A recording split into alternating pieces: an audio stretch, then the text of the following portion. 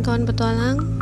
Kali ini kita trekking ke Ayatajun Timbulun yang ada di Nagari Ayabatumbut,